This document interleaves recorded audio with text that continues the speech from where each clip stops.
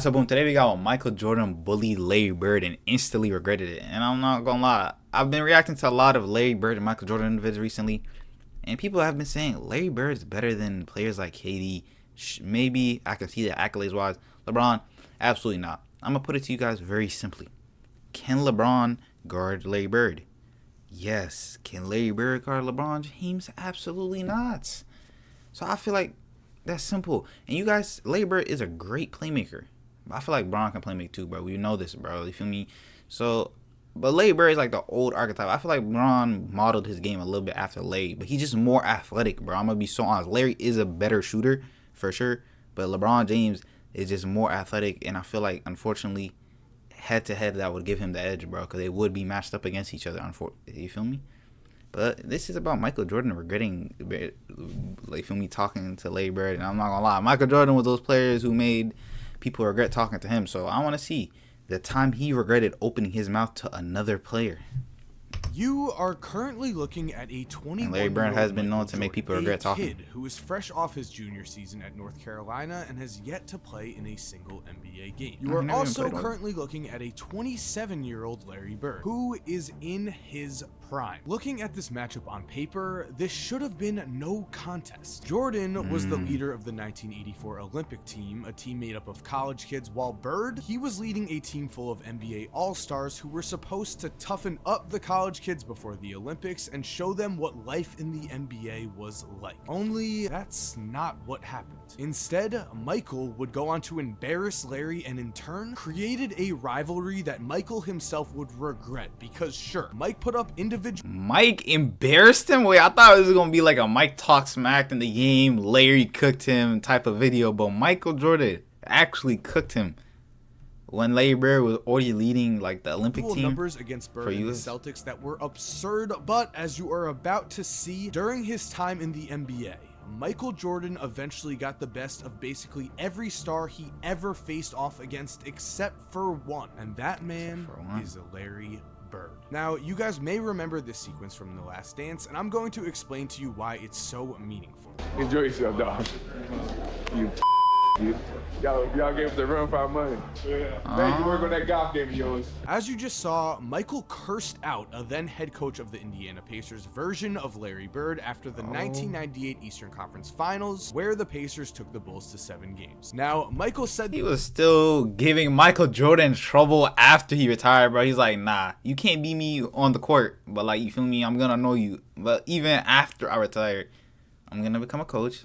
Still take you like 7 games. These curses with a smile, but there was no joking when it came to Michael Jordan and basketball. Mike was this hyped to beat Larry because after taking him down in that Olympic exhibition game, in all reality, Jordan would never really get the best of Larry again, and instead, it was Larry Bird who would get his revenge. So what's up, guys? Mike here, and today we are taking a deep dive on the story between Michael Jordan and Larry Bird, an underrated rivalry that again could possibly be the only rivalry that Michael Jordan was ever bested in. There are some absolutely crazy stories in this video. I know you're gonna love it. I do want to say though, guys, that episode 7 of my podcast Laced Up is out right now. In that episode, we talked about the NBA MVP and we did a huge NBA playoff. Now, if you see in the Olympic team or Olympics, NBA All-Stars, because you see, in order to get his team ready for the 1984 Olympics, Bob Knight scheduled 8 exhibitions with current NBA players, including several current All-Stars and future Hall of Famers. Now, remember, at this point in time, only college kids could play in the Olympics. However, it was expected that these college kids would lose to the NBA All-Stars, right? Well, we'll get into that, but this also led to the first documented Michael Jordan versus Larry Bird matchup on July 9th, 1984. In this game, the NBA All-Star starting lineup featured future 3-time NBA champion John Paxson, 3-time All-Star Mark Aguirre, and 3 Hall of Famers in Robert Parrish, Isaiah Thomas, and of course, Larry Bird. Meanwhile, the Olympic team had 3 future Hall of Famers in Michael Jordan, Chris Mullin, and Patrick Ewing, but these were just college kids and they had no business really competing with NBA All-Stars. The Olympic team actually went 8-0 against 8 separate teams of NBA stars. As we all know, Michael Jordan was not the number 1 or number 2 pick in the 1984 draft, but playing for Bob Knight, Jordan established himself as a dominant force, and it was clear this guy was going to make a huge impact in the league right away, and he did, as Mike would average over 28 points per game as a rookie. Now, because of this, this, Larry Bird saw He's Jordan going crazy as off a the threat. bat, He saw bro. him as a young kid who was going to try to come in and take over the league that Bird was currently dominating. Remember, Larry was the MVP in 1984, and he would actually win MVP in 1985 and 1986 as well. This meant that Larry Legend was at his apex, and he wanted Michael Jordan to know this was his league, which meant, according to Sports Illustrated, during the pregame warmups in Indy, Jordan had chased a ball to the NBA end, whereupon Bird controlled it. Did Bird hand it to Jordan? He did not. Without a smile, Bird kicked the ball over Jordan's head back to the Olympians' end. Jordan didn't seem surprised. He just shook his head. 4 nights later, when Jordan crashed to the floor. How we feeling about Larry Bird being petty, bro? I'm not gonna lie, I mess with that, bro. All this friendship stuff in sports is cool and all.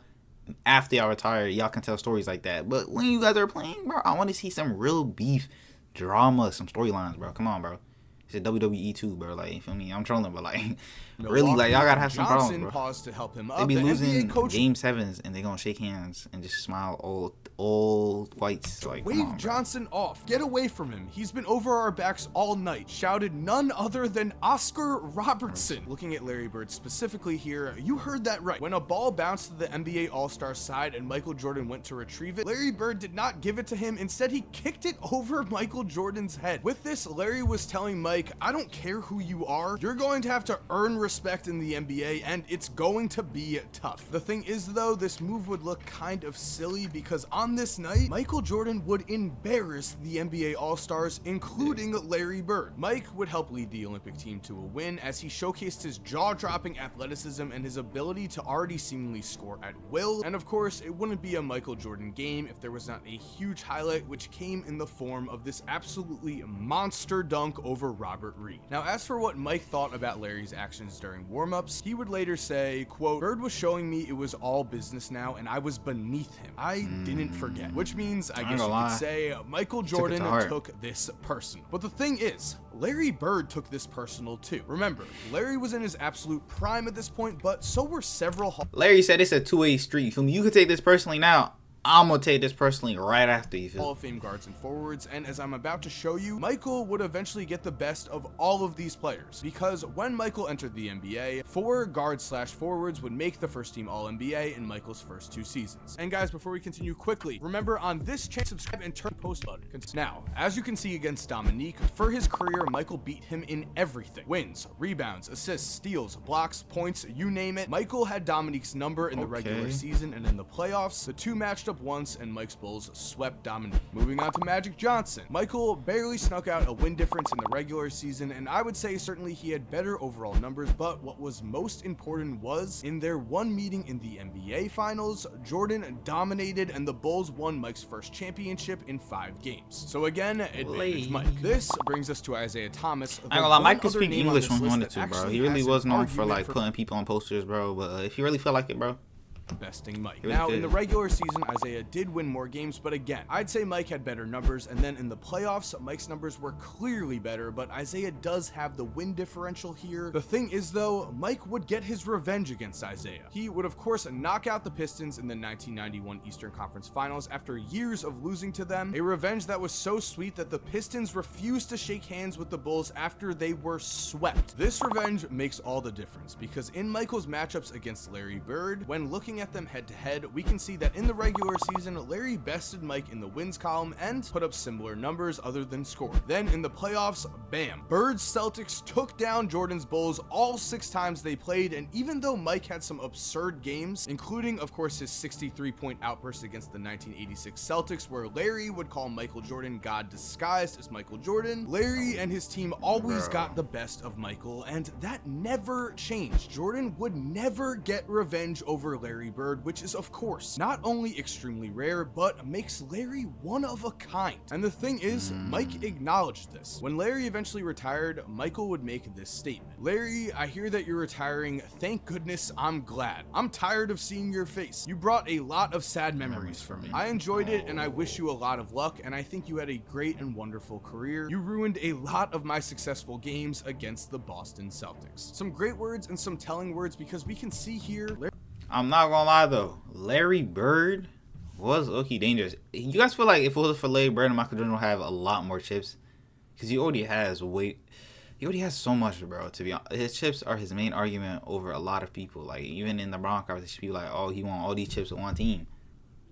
He would have won even more. Larry Bird was really the one guy that Michael Jordan never got. And sure, Larry Bird's Celtics were better than Michael Jordan's Bulls early on, but that was the case of a lot of teams when Michael Jordan entered the NBA. The thing is, Mike got revenge on every single one of those teams except for the Celtics and Bird. This already is huge, and I think because of this, Mike not only had the ultimate respect for Larry, but he also openly admitted that he learned a lot from him, especially in the matter of getting into his opponent's heads. Mike has stated, Larry Bird is the greatest trash talker and mind game player of all time. He taught me everything I know about getting in folks' heads. This was certainly true. During his time in the NBA, Mike watched as Larry did the following things, and so this is Larry just naming Bird a few Larry Bird taught trash Michael Jordan to talk trash. Stories, as there are a ton, but number one, in Mike's rookie year, Larry was playing the Atlanta Hawks and dropped 60 points, an amazing feat that was even more incredible because according to Doc Rivers, quote, the last shot he said in the trainer's lap coming down the court, which meant it was going to be a three and it was going to be from deep. And then he said, who wants it? Then I think Reggie Brown, I'm not sure who it was, ran out after him. He shot this high rainbow, it goes in, Reggie bumps into him and accidentally knocks him on our trainer's lap. Yes, Larry Bird actually landed in the trainer's lap, scored 60 points on the Atlanta Hawks, and the Atlanta Hawks bench celebrated. Absolutely because the bench, amazing. I was wondering why the bench celebrated. We did see this clip a few times, and I'm finally happy to know the story behind it, bro. Story number two, of course, Larry went into the locker room before the 1988 three-point contest, asked everyone competing who is coming in second, then proceeded to keep his warm-up jacket on and win the contest on this final shot. This is a tie for the money. He did not care. He ain't care. I'm not gonna lie. He was looking too nonchalant with it. Then, like, of course, y'all feel like he was an OG, like SGA type player, like he just ain't really care. But no, he was talking. Number He three, was talking an a lot, but he absolute couldn't not classic, really care. as on Christmas Day in 1990, Larry went up to Indiana Pacer Chuck Person before the game and said, "Hey Chuck, I have a Christmas present for you." Then during that game, he pulled a three in Chuck's face and said, "Merry Christmas," as he drained it. These are just three of the legendary trash talking stories that Larry Bird racked up during his NBA career, and I wanted to highlight them because some crazy Michael stuff. saw He what never Larry cared. was He doing. never had Michael no saw care. It's how just always effective funny. this trash talking was and began not to overly do the distressed, same. it's He funny. saw that Larry played mind games with his opponents and that this paid off big time, and so Michael developed his own style of getting into his opponents' heads and even went as far as befriending Charles Barkley during the 1993 NBA Finals, taking him golfing before Game 4 of those finals and giving him a $20,000 earring so that Chuck would lose his competitive edge. That's right. When asked why he did this, Mike supposedly said, Yo, Michael Jeffrey Jordan. You did what? Yo, I've never actually heard anything like this in any sport. He took, like, first of all, I never knew about this, but in any sport, he took him out, became friends with him, gave him $20,000 earrings, all this stuff. Like, what is he doing? He won't get his competitive edge, and giving him a $20,000 earring so that Chuck would lose his competitive edge. That's right. When asked why he did this, Mike supposedly said, "He won't get in my way the rest of the series. What's $20,000 to me? Charles thinks we're great friends. I hate that fat and absolutely." In the entire time, not even like he's cool with him or he doesn't really like him too much. He hates him. He's calling him up.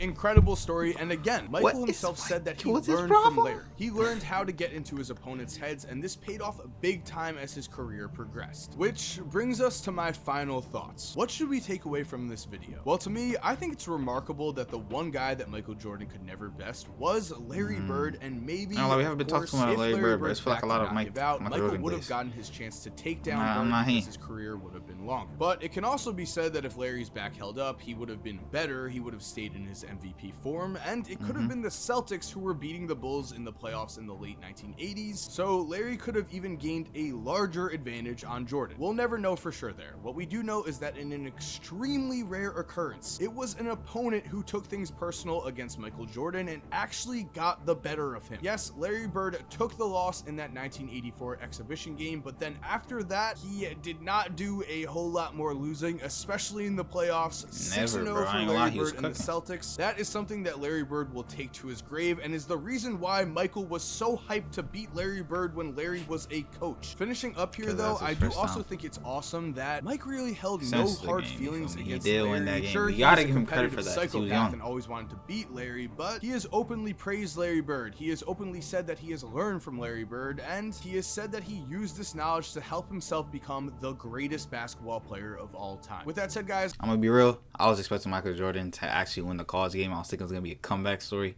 But the fact that he never beat Larry after that just shows Larry is genuinely competitive, bro. Even if people don't talk people don't talk about nowadays, to be honest. I'm learning through these videos. Before, you wouldn't hear people say Michael Jordan, he's super competitive, he doesn't let stuff go, but you would never hear Larry Bird. And Michael Jordan modeling his trash talk game after Larry Bird is also new information we're gonna have to see, bro. With that being said, like, comment, subscribe, and I'm seeing you on the next one.